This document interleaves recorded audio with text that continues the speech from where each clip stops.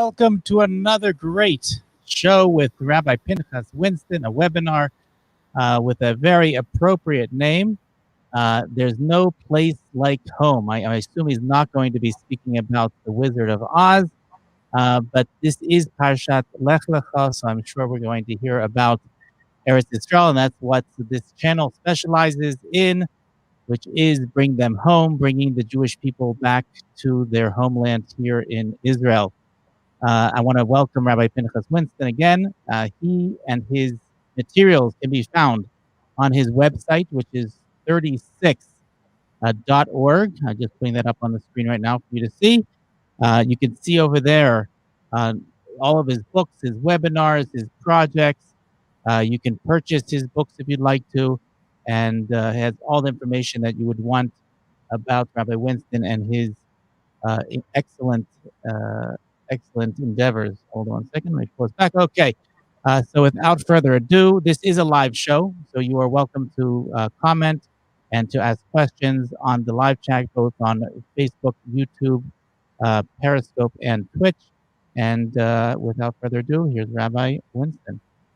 Thank you once again. I appreciate the opportunity to speak and to discuss these very important and seminal issues, especially today.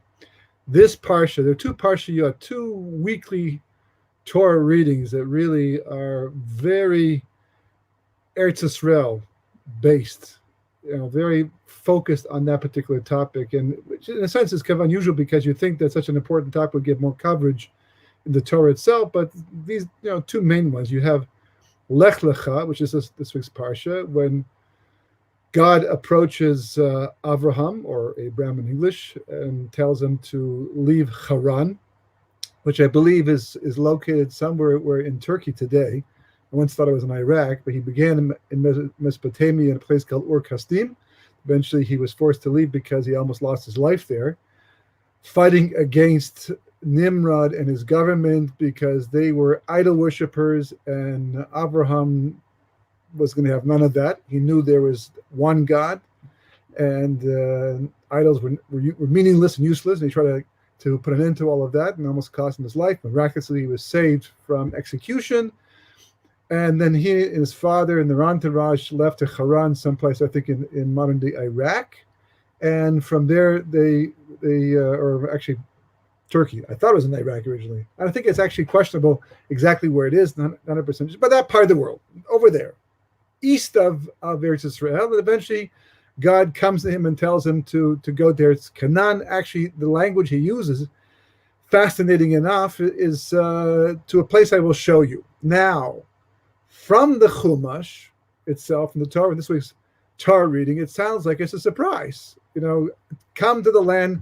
which I will show you, because God doesn't tell him where it is. But the truth is, the Medrash, the tradition of teachings we have that provide the background story to the story itself, because you can't get the whole story in the Torah. It'd be a massive Torah, all the background information necessary to understand it. So therefore we have the main points of the story, and then the Medrash provides a lot of the details, fills in some of the gaps. And apparently Abraham made two trips. He made a pilot trip. For those who like to make pilot trips, this might be your justification, but only because God told him to.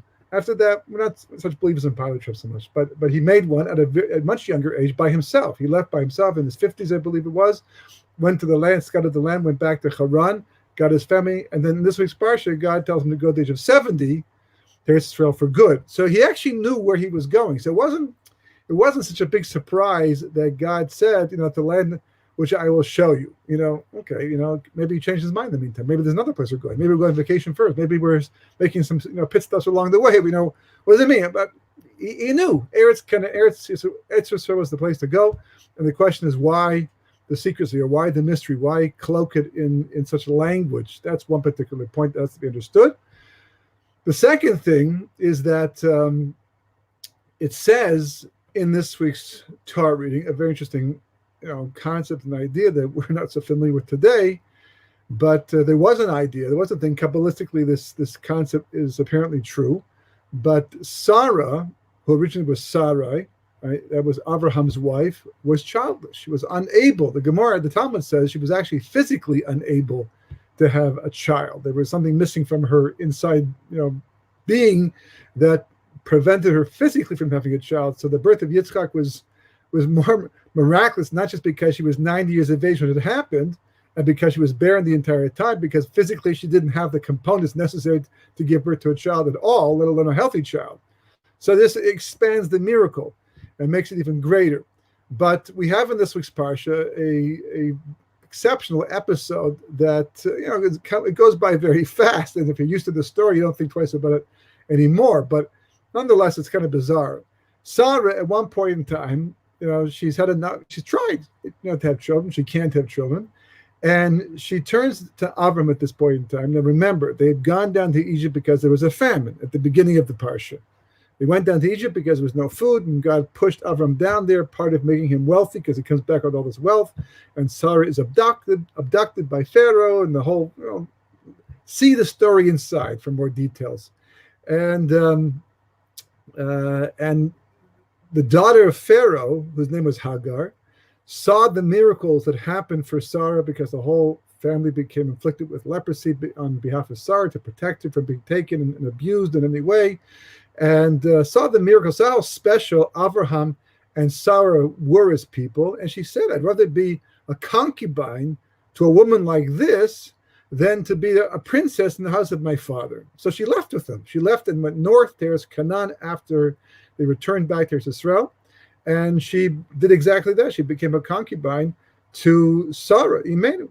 And in the meantime, when it got to a point where Sarah realized she wasn't going to have any children, so then she turns to Abram and says, take my concubine. Now, there was an idea, at least in biblical times, that if you did that kind of a thing, and then the woman gave birth, there was a connection. It wasn't just like another wife having married two wives and she's having a child. This was not having a child. In this particular case, there was a connection between the wife and the concubine's child. It was kind of like giving birth in a sense. Hard to understand for us, for sure, but that's the way it was in more biblical times. And that's what she says. She says to Abraham, I'm asking to do this, and he complies. And of course, she gives birth to one child, and that miscarries, and eventually she gives birth to Ishmael, who becomes the father of all the Arab nations throughout history until this very day. And what's interesting is that they asked the question, why only now?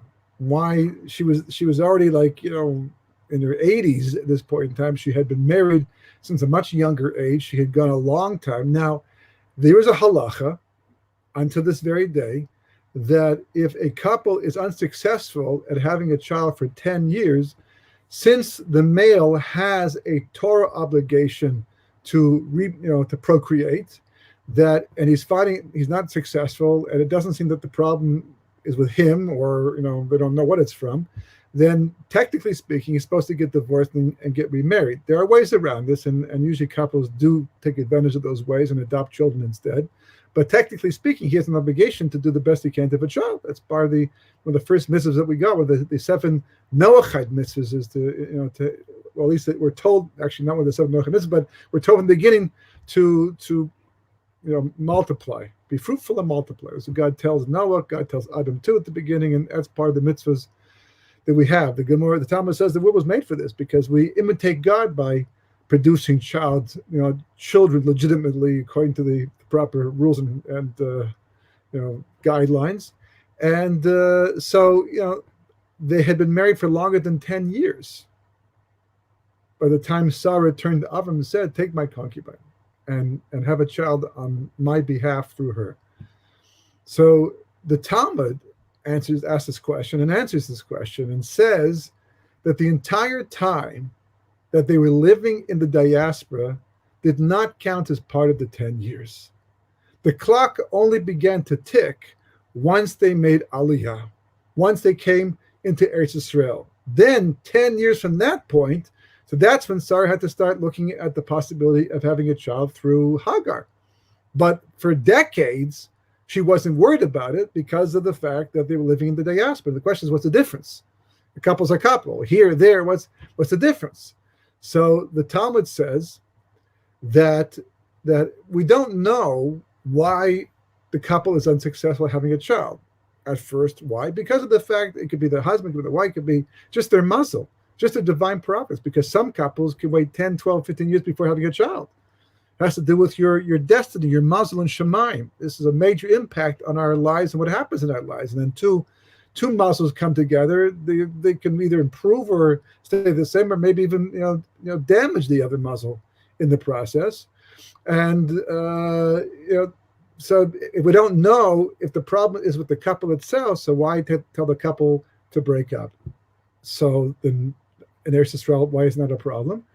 Because, as the Talmud, Rashi explains this, that the entire time they were living in the diaspora, it could have been said that the sin of living there, we have to understand what that means, because Avraham certainly did not have a mitzvah at that time, a commandment, an imperative to live in Eretz Yisrael. God hadn't spoken to him yet, and even if he had, there was no Torah mitzvah yet per se to tell him to go. But it says the entire time they lived in the diaspora, we could say that it was the sin of living in the diaspora that was causing them not to be able to have children. So therefore, there's nothing wrong with the couple itself, and they can stay married. But once they moved to Eretz Yisrael, and they were living in Eretz Yisrael, so now that reason disappears. Now we have to assume the problem is with the couple itself, and therefore we have to look at the possibility that maybe they should get remarried to somebody else. Now we see this, actually the Talmud speaks about this and talks about the concept of muzzle, because, and it's brought down, it's mentioned this week's parsha too, that Avraham turns to God and says, I looked at, he was an astrologer, the real deal, not just the back of the newspaper entertainment section like that where they have astrology, but he was somebody who literally understood what the mazalas were, the constellations, what they encoded and how to learn from them. And he saw his mazel, and he said to God, he said, listen, I can see from my mazel that I'm not going to have any children, and my wife too. So God says to him at that point in time, you're right. Avram will not have children. But if we add a hey to your name and change the yud of Sarai to Sarah, shinui shem, shinui mazel. One of the ways to change your mazel is to change your name. So people who are having bad mazel often will add a name or change their name altogether because it changes the mazel. To be careful how you do it, when you do it, why you do it. But here God himself told him to do it. And once the mazel was changed, so then Avram and Sarah were able to have a child, and it was Yitzchak. And what a child he was in the end. It's a very famous story of one of the great rabbis of the previous generation. He was a big Kabbalist and famous for his learning and his righteousness and things like that. And people came to him, as often the case with people like that, for a blessing, especially people who couldn't have children. They would come and get a blessing, and very often, shortly after, they would have children. So his daughter, who had been married and had still yet to have children, she complained to her father one day, listen, you're giving blessings to everybody else to have children. I still don't have a child yet. Give me a blessing too. And he said to her at that point in time, he said, you'll have a child, God willing. And when you do, what a child he will be. And he ended up being Rabbi Yosef Shalom Eliashiv, who's no longer with us today, but he was one of the leading rabbis of this generation even, but certainly the previous generation towards the end of his life. But that's the story. So, as long as they're living in the diaspora, so it didn't count. It's like the clock stopped. It can go on forever. It's like as if time only began to actually become real for Avraham and Sarah and anybody else living in Eretz Yisrael once they were inside the borders of Eretz Yisrael. How does that work? Why, why should that make a difference? So, first of all, it's important to know that as much as we all seem to be living in the same reality, I mean, I could be 6,000 miles away, 10,000 miles away, but it's the same earth, right? You just keep going across the surface. You walk in water too, but you go across the surface. We're basically, there's mountains, there's valleys and things like that, but it's the same earth, the same ground. The ground goes up, the ground goes down. It's all one earth. Spiritually, that's not the case. Spiritually, there are levels. When I say levels, I don't just mean like a mountain versus a valley. I mean completely different realms, different worlds, just like scientists talk about parallel universes. just like ours, but someplace else. And there's differences. I'm not saying no, that's true, that they actually exist, but that's the concept that maybe they overlap and make a good science fiction movie out of it. But spiritually, that's certainly the case. But for example, Adam Arishon, the very first man, Adam, right? The first man. How many hours from the time that he actually was told by God not to eat from the tree of knowledge of good and evil until he actually ate? 1 hour. That's it. And he wasn't a child. In fact, he was so spiritual. He was so great that there's been nobody since him on the same level that he was created on. And if he was here in the room today, we wouldn't see him. He's so spiritual, or at least was so spiritual. 1 hour, that's all it takes. Usually, if we tell our children not to do something that lasts a little bit longer than at least an hour, maybe a couple of days even, before they finally do the things they're not supposed to do. Right? So how's it 1 hour? So Kabbalah explains because 1 hour of his time would be equal to hundreds of years of our time. Why? Because the higher you go up, right, the time element changes. And we're not talking about going into outer space and going all the way past Pluto and other solar systems and coming back and find out that you're 2 years younger than everyone else back on Earth. I'm not talking about that. That has to do with gravitational pull and things like that. But we're talking about completely different spiritual realms. And they exist all the time. In fact, we may have one soul, and we do. But that soul has 5 levels, and they correspond to these different realms. In Hebrew, they're called Nefesh, Ruach, Neshama, Chaya, Yechida, and they span the entire existence, way beyond our physical universe. Our physical bodies are trapped in the physical universe, but our soul, spans the entire length of existence, which goes way, way, way beyond anything you'll find by looking through a telescope. You need Kabbalah for that. And you can go through your mind because the soul goes, if you could actually draw a picture of it, it's like literally here we are, 6 feet tall or something like that, and the soul shoots to the top of our head all the way up as far as not even that, even further than we could ever possibly see. And each of those levels, of those 5 levels, become holier and more spiritual all the time. As you go up higher, it's more spiritual, higher. Shabbos, for example, Shabbat, right? 7th day of the week. It's a holy day for the Jewish people, and we have to keep it. We have laws. You can't do certain creative activities, and we observe it. And we dress up, and we have fantastic meals. It's a different day of the week. You have to make it seem special. But Kabbalah explains it's not just about that. The reason why you get dressed up, the reason why you keep these laws, the reason why you have the nice meals, all these things is because you're going up in reality. You're leaving the realm. The reason why you can't do these activities is because they're they're profane. They're only meant to be used down in this realm. But on Shabbat, you go to a higher level of existence. Does the Garden of Eden still exist today? Absolutely. Without question. Where is it? Well, it's in a different spiritual planes. So you can't see that unless you have the proper vision spiritually to be able to see that. Maybe some people can't. Personally, I can barely see the one I live within. But this is how creation is structured. And the amazing thing about this is how 2 people can stand side by side, literally side by side, even feel their arms touch each other. And yet one person's head is way up in the clouds. I don't mean the physical clouds, but they're living in a completely different realm. And the other person's down here. We even see this in everyday life. Even without being so spiritually attuned, we can still see it. Just intellectually, people can be different the way they perceive reality, because perception is what guides our life. It's what we base our decisions about what to do and how to live on how we perceive reality. And here's the interesting thing. Perceptions are based upon assumptions. When you hear perceptions, usually that sounds kind of objective, kind of absolute. Is that a wall or is it not a wall? Well, yeah, it looks like a wall to me. What about you? It looks like a door to me. What do you mean a door? It's a wall. There's no handle. You can't open it, right? Well, no, it looks like a door. How do you define door? No, pretty much. Unless a person's got some type of problem, right? That's a wall. But some things in life are not like that. People can look at the same painting and see 2 different things. People have an experience And one person grows from it, one person is brought down from it. One person sees good, one person sees bad. It's like constantly different perceptions. Wars are fought because of different perceptions.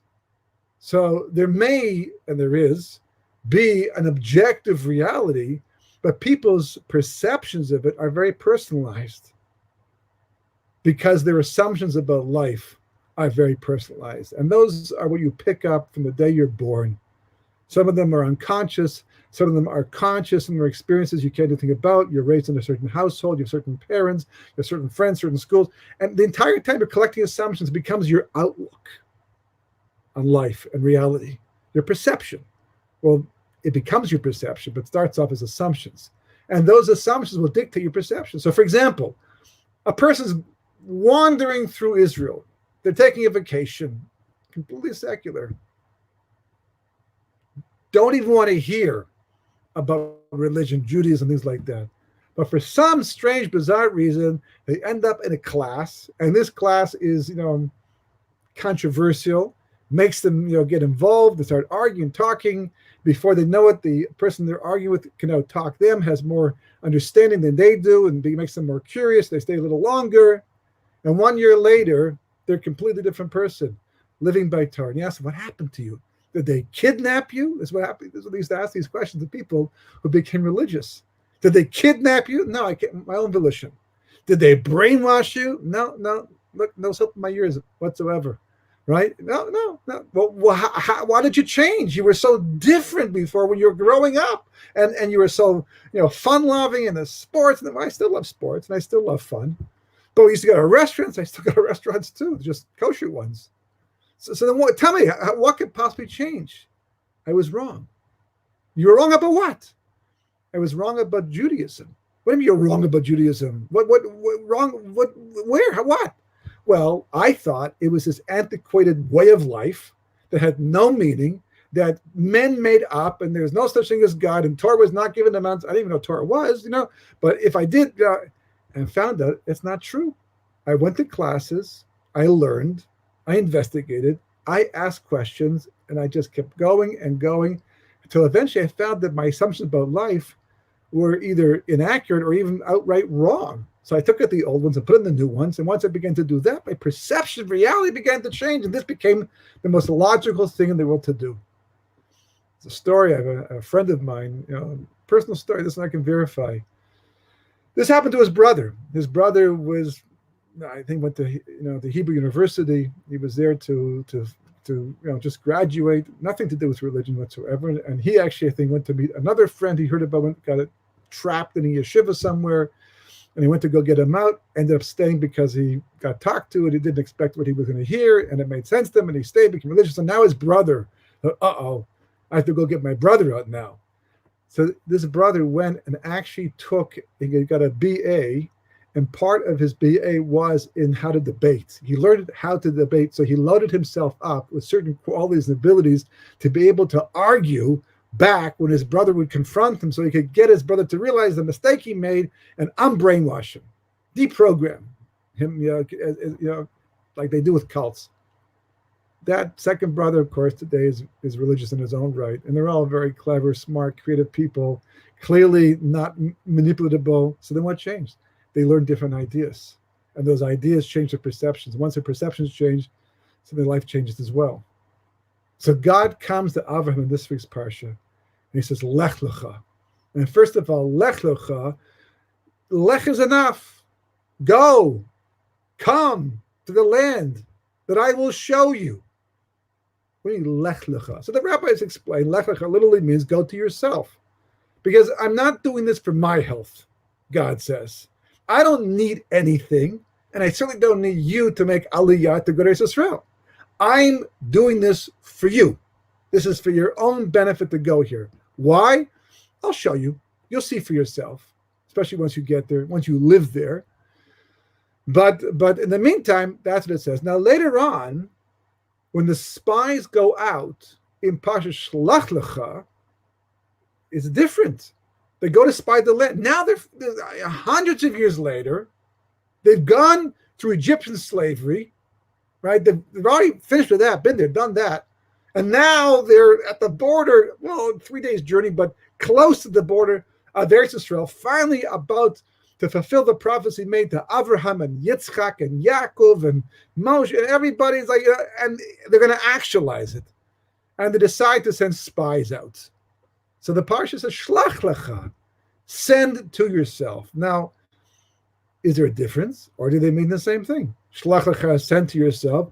Lech lecha, go to yourself. Even just the sound of it sounds different. Shlach is like to send something. Shlichus, for example, is to go out and do something. Mishloach is a delivery. You know, when they bring your groceries to their house, it's a mishloach. It's sent out from the store to you. So it's like you're sending yourself as opposed to going to yourself. So that was already a hint to the spies about the danger they were going to be in if they don't do lech lecha instead of shlach lecha.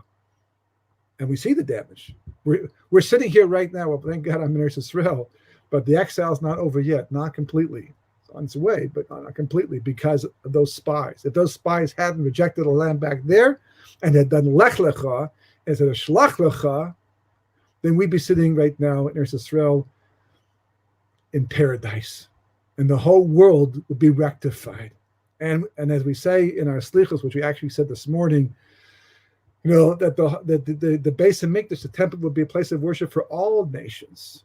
In the end, the world would be utopian. Finally, at long last, after almost 6,000 years, all because the spies shlach lechad instead of lech lechad, as they should have learned from Avraham Avinu. So then it's like, okay, what's the big deal? What's the big deal? So that's why God, he introduces it as the land that I will show you. It's a big difference. You know, it's Eretz Canaan. Yeah, 100%. God, the land you're going to show me, it's Eretz Canaan, right? That's where we went the first time. That's what we've been talking about the entire time. 100%. So why don't you say Eretz Canaan? Because I need you to see it the way I see it. You need to understand it as I understand it. Because if you don't, you'll never go home. Going home is about a lot more than simply moving into the land, as you can ask anybody who has made Yeridah or avoided Aliyah altogether. But Yeridah is more the case. There are people who have come earnestly and tried to make it work, and they somehow, for some reason, got forced to leave. Or they chose to leave, but not understanding that their choice was part of the land itself, not necessarily accepting them.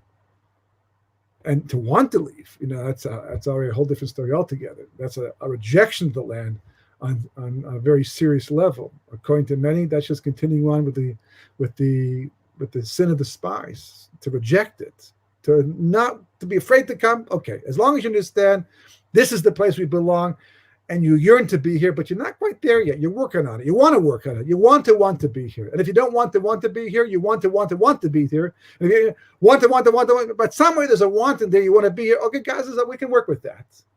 But when someone says, I don't want to be here at all, and listen, you can hide behind halacha, you can hide behind medrash, you can hide behind, you know, all kinds of things. But as they say, or at least I like to say, you can fool yourself most of the time. You can fool other people almost all the time, but you can't fool God any of the time.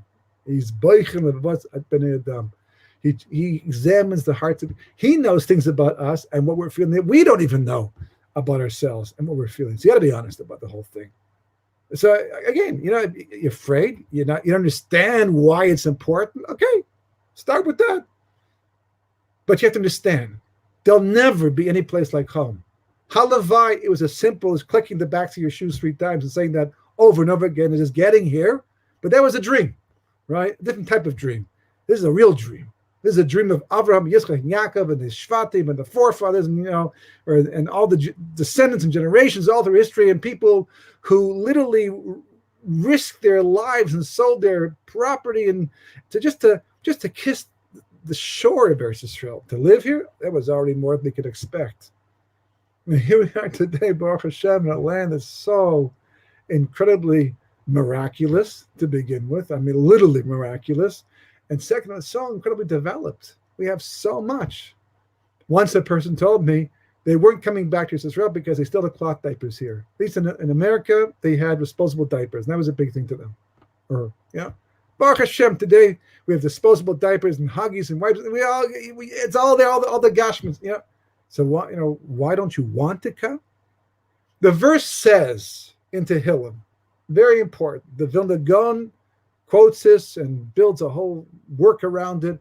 Ata takum terchen tzion, ata takum terchen tzion, ata takum terchen tzion, right?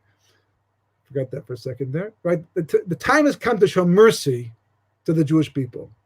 The appointed time has come. The time to show favor to the Jewish people has come. It's a verse in Tehillim. Kuf Beis, Yud Dalet Tesvav, two psukim. That's the first one. It says, you will get up, God, and show mercy because the time to show favor, the appointed time has come. The Vilna Gaon says it's talking about the redemption. It's clear from the verse it's talking about redemption. Okay, now what? It says, Kiratzu avdechas of Neha, Besafra Yechanenu. The second half of the statement, there's two verses, but the second half, the follow-up to that first statement, King David writes, is that because your servants, right, they want her stones and cherish her dust. There were rabbis in the Second Temple period who literally would roll in the dust to fulfill the words of this verse. And they would risk their lives to come live in Eretz Yisrael. And if they were teaching outside and it got too sunny, they moved to the shade. And if it got too cold, they moved to the sun. You know, but that no one should complain about living because your servants want her stones, cherish her dust. Stones, dust. You can find it anywhere in the world. Why is it so important? Because God says the land only becomes Eretz Yisrael. Right now it's Eretz Canaan. Eretz Canaan is the land of the Canaanites.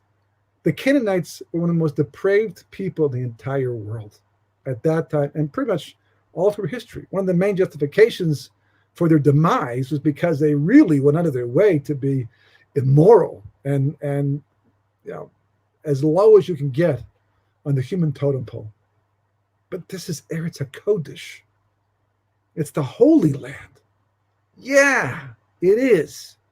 And it's even below sea level in some places. So it's not even like Mount Everest, which is so high up, you know, it's like so high.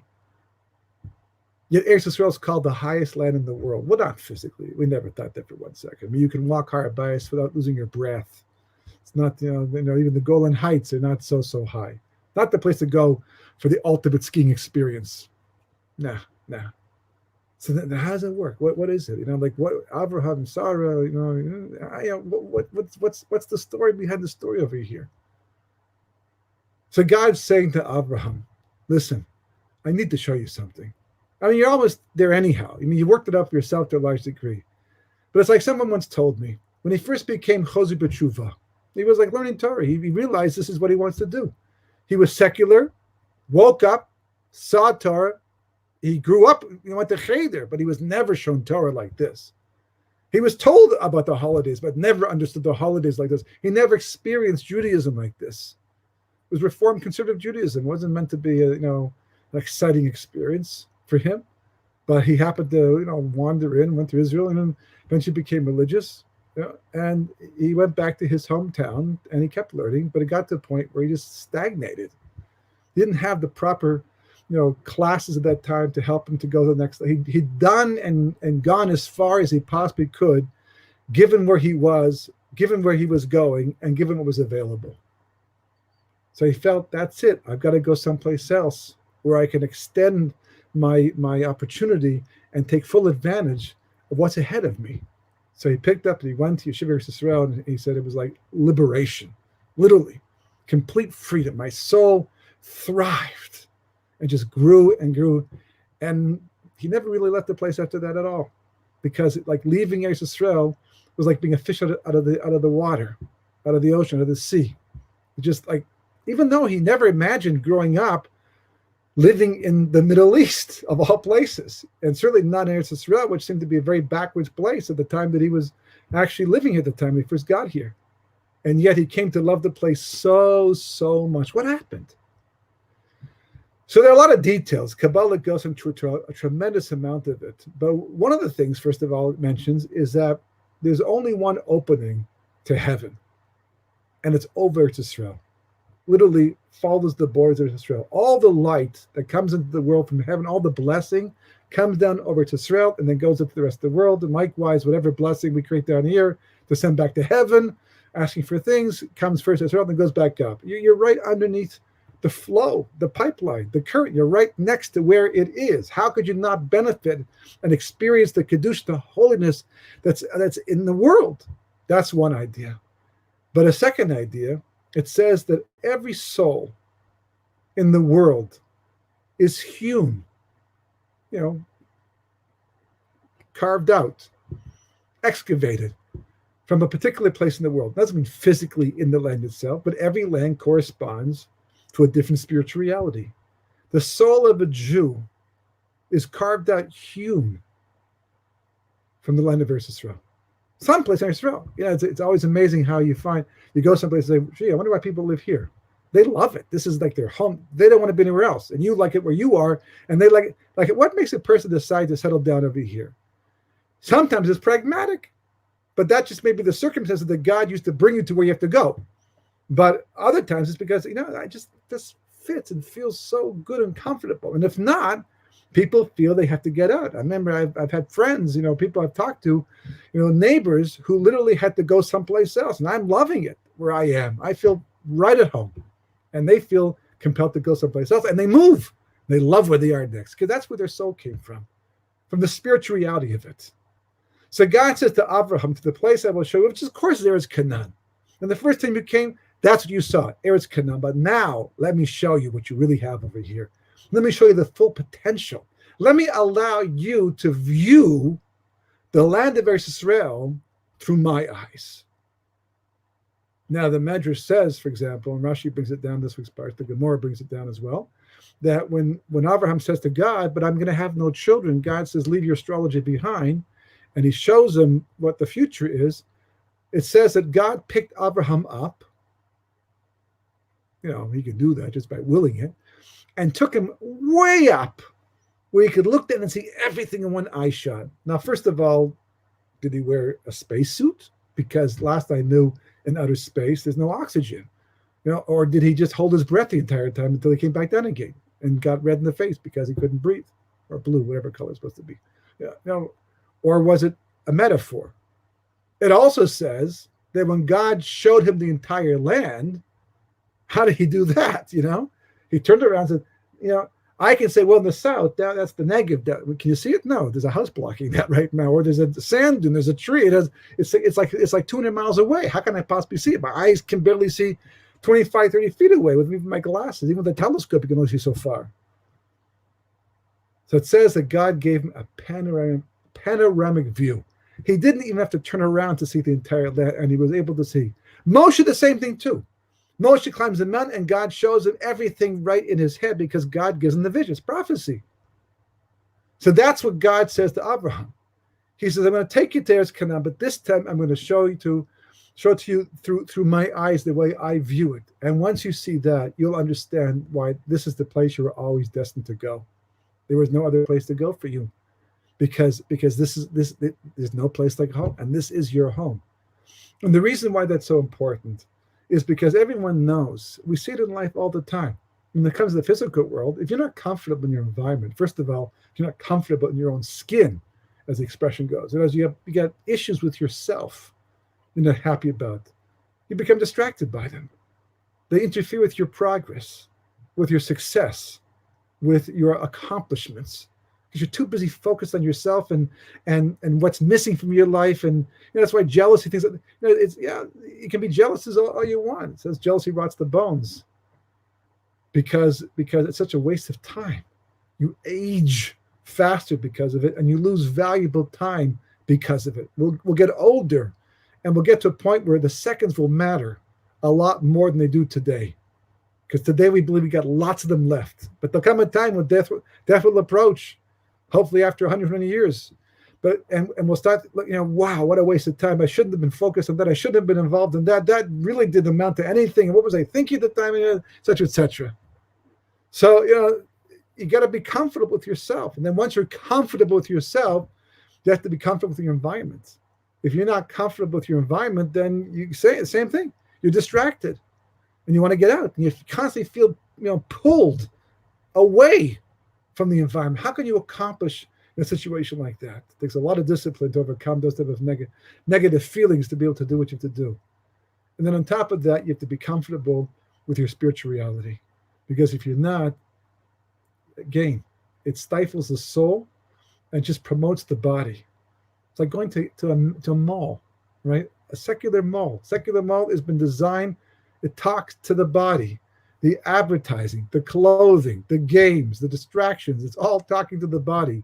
The soul's going, I can't breathe in here. Let's get out of here. If you could hear your soul. Spiritual people can, and they feel compelled to get out as soon as possible. People are cut off from their soul, don't even notice the pain they're in because of all of it. You got to be comfortable, to be able to accomplish, you have to be spiritually comfortable too. Now, Avraham is making his way through Ur-Kasdim. That's where he lives. That's where he was born. That's where he was raised. That's all he knew. Then he goes to Haran. Same thing. But he goes there, it's Canaan. There's Israel. He transforms it from Eretz Canaan to Eretz Israel only because he learns to look at the land through the eyes of God. See, Noach, matzah chen b'nei Hashem. We talked about that before in previous sessions. Noach found grace in the eyes of God. The Torah tells us the last verse of Parshas Bereshis, and he's saved from the flood. It means that Noach looked at the world through the eyes of God, and that gave him the proper assumptions about life, the proper perception, and the strength of character to stand up to his society and fulfill himself spiritually as much as he could. And it was a saving grace, literally. Now we're going a step beyond that. Now God's saying, here, let's go home. Let's go to the place where your soul is going to be the most comfortable. If you're able to look at this place through my eyes, not like the spies did. The spies looked at it through their own eyes, with their own faulty assumptions, and therefore their own mistaken perceptions, and they failed the mission because of that, and lost out, and they changed their mind later on when they realized the mistake, but it's too late. But lech lecha, not shlach lecha, lech lecha. And that's what Abraham does. And that's what he begins for the rest of us. And we're all on the same mission. Because everybody, every single Jew gets that call from God, lech lecha. Not everyone listens to it. Not everyone recognizes it. But those who do know there's no place like home, and there's no home like Eretz Israel. Shabbat Shalom. Have a great week. So we have, if you have time for a question, Sure. We have a question from Laser Lloyd from Facebook, which is, why isn't our deeds enough to change our mazel? Seems weird that Hashem would react to hocus pocus type stuff. I'm not sure what he means by hocus pocus in this case, because usually it is deeds that change the mazel. According to Kabbalah, you cannot, even though the Talmud seems to imply you can change your mazel. I guess you're talking about the change of the hay in the name itself. That wasn't hocus pocus. That or the change of the place or the change of the... That's not hocus pocus. That's like we're talking now after Lech Lecha, we understand that your place itself has an effect on who you are and your spiritual connection. It's not because you're just changing the place. It's because somehow the change of place or the change of name is making a change to you. It's only your deeds that can mitigate. You can never change your mazel completely, but you can mitigate it. It's always going to be your deeds.